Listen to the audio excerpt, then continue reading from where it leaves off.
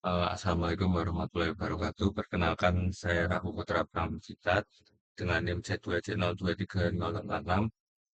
Di sini saya akan menjelaskan mengenai klasifikasi sampah cerdas berbasis deep learning.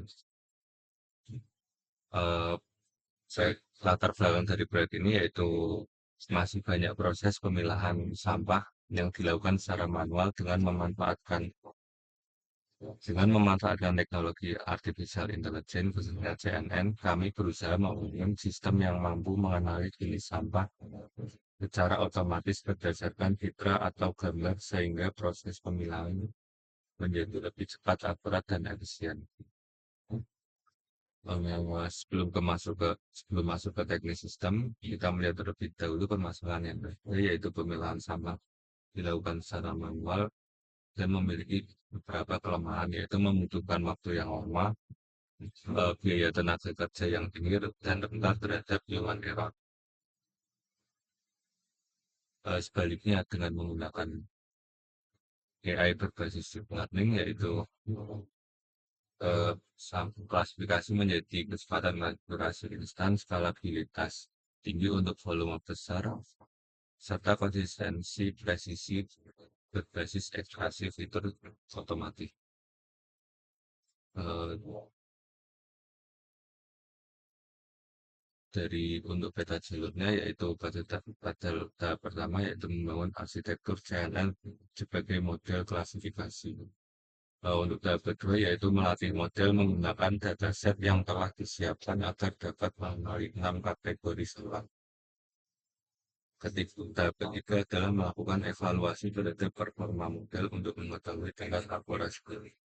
Dan terakhir yaitu model yang sudah dilatih digunakan untuk mengklasifikasi gambar sama terus secara real-time. Fondasi AI menggunakan TrustNet Dataset.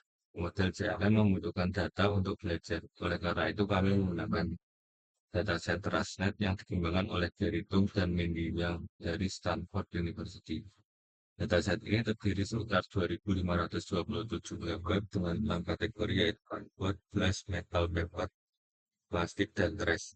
Setiap kategori memiliki karakteristik visual yang berbeda seperti bentuk, tekstur, dan lebih objek. Karakteristik inilah yang nantinya dipelajari oleh CNN selama proses pelatihan, eh, proses preparasi data. Setelah data jadi diperoleh, kami menyiapkan selanjutnya tahap berikutnya yaitu menyiapkan data. Kami membagi dataset menjadi 80% data training dan 20% data validation. Data training digunakan agar model cepat belajar mengenali pola, sedangkan data validation digunakan untuk mengukur kemampuan model terhadap data yang belum pernah dilihat sebelumnya. Selain itu, gambar disusun ke dalam folder berdasarkan kelas sehingga TensorFlow dapat membaca label secara otomatis.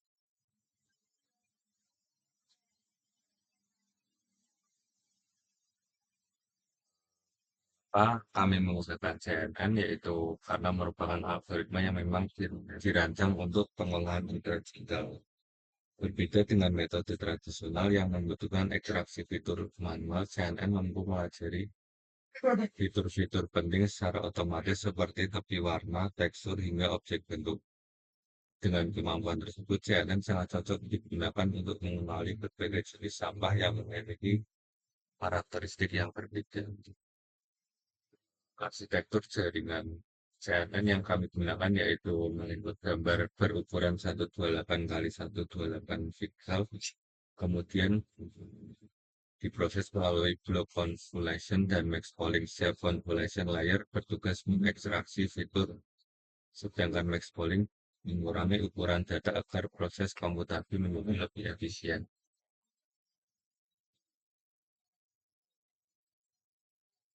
Untuk selanjutnya, saya akan menjelaskan mengenai kode yang mengenai program yang saya buat.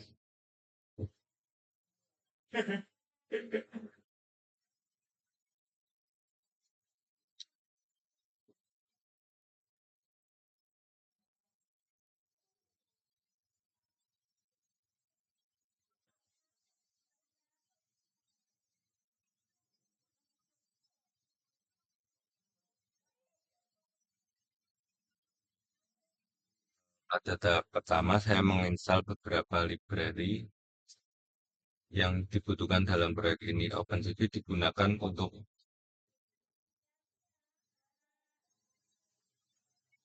OpenCV digunakan untuk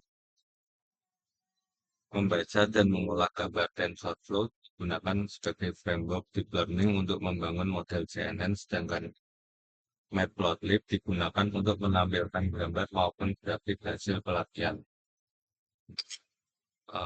mengekstraksi dataset.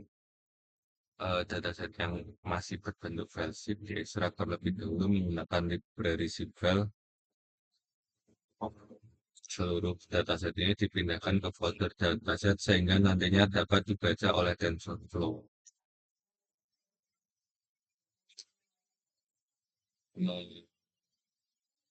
Untuk selanjutnya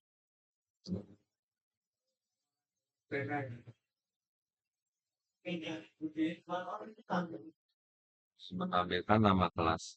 Pada tahap ini saya mengambil seluruh nama folder yang ada dalam dataset. Setiap folder mempresentasikan satu kelas sampah berdasarkan output terhadap 6 kelas, yaitu trust metal, cardboard, plastik, glass, dan paper. Keenam kelas inilah yang nantinya akan dipelajari oleh CNN.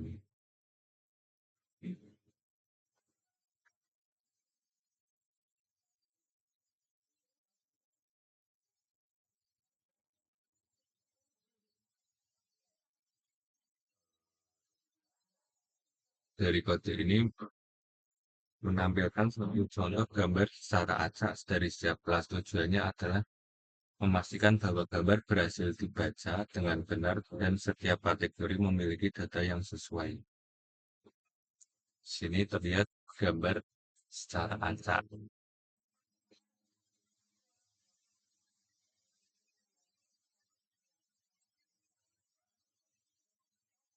Pada tahap ini dataset dibagi menjadi training dan data validation sebanyak 80% dan data atau 2022 gambar digunakan untuk melatih model, sedangkan 20% atau 505 gambar digunakan untuk menguji performa model selama proses pelatihan.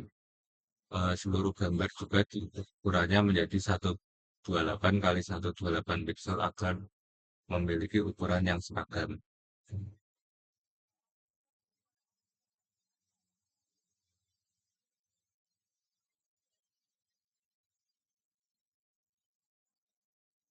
Tahap ini pada tahap autotune ini bertujuan meningkatkan efisiensi proses pelatihan chats digunakan agar data tidak perlu dibaca ulang dari penyimpanan setiap records.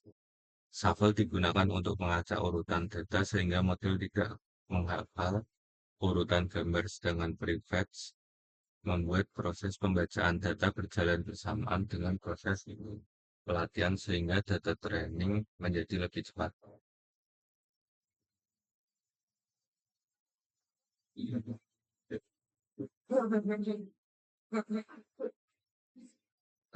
Pada bagian ini, saya membangun arsitektur CNN. Lapisan pertama adalah rescaling yang mengubah nilai pixel dari rentang 0 sampai 22, 0 sampai 255 menjadi 0 sampai 1 agar proses pembelajaran lebih stabil.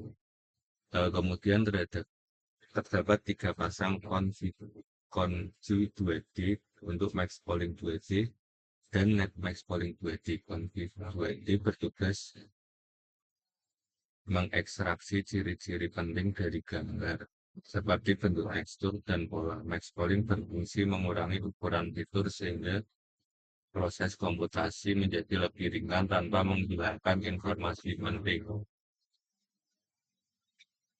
Setelah itu digunakan pattern untuk mengubah hasil ekstraksi fitur menjadi data satu dimensi. Selanjutnya, dense berisi 128 neuron yang digunakan untuk proses klasifikasi.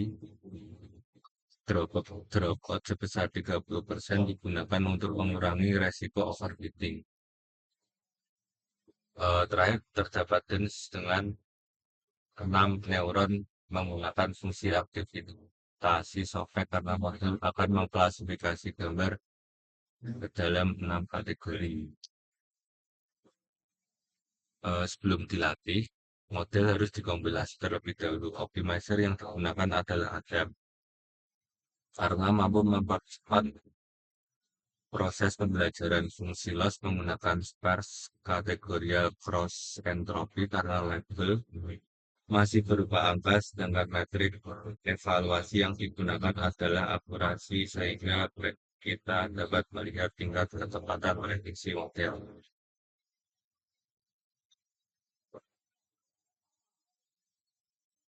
Pada tahap ini, model mulai mempelajari pola dari data training selama 5 epoch. Setiap di setiap epoch ditampilkan nilai akurasi dan loss untuk data training maupun validasi. Setelah proses training selesai, model disimpan dalam format keras, sehingga tidak perlu melakukan pelatihan ulang ketika ingin digunakan kembali untuk melakukan prediksi. Pada tahap selanjutnya yaitu pengguna dapat mengunggah gambar baru yang belum pernah kita lihat, yang belum pernah dilihat oleh model. Gambar tersebut jadinya akan digunakan sebagai data uji untuk mengetahui apakah model mampu melakukan klasifikasi dengan benar.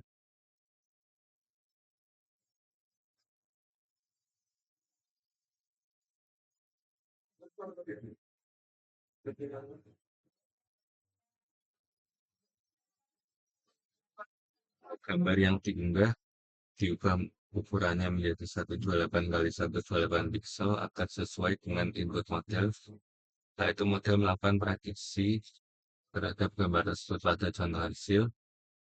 Ini model memprediksi gambar seperti kategori gelas dengan tingkat keyakinan 45,57%. Nilai confidence menunjukkan seberapa yakin model terhadap hasil prediksi karena nilainya langsung sekitar 45%. Artinya model belum terlalu yakin sehingga akurasi masih dapat ditingkatkan misalnya dengan menambah jumlah data, melakukan data augmentasi atau melatih model lebih banyak accounts. Selanjutnya yaitu yaitu penampil, menampilkan grafik. Grafik ini menunjukkan perkembangan nilai akurasi selama proses pelatihan. Garis training akurasi menunjukkan kemampuan model mempelajari data training, sedangkan validation akurasi menunjukkan kemampuan model ketika diuji menggunakan data yang belum pernah kita lihat. Apabila kedua garis meningkat dan memiliki jarak yang tidak terlalu jauh, berarti model memiliki kemampuan generalisasi yang cukup baik.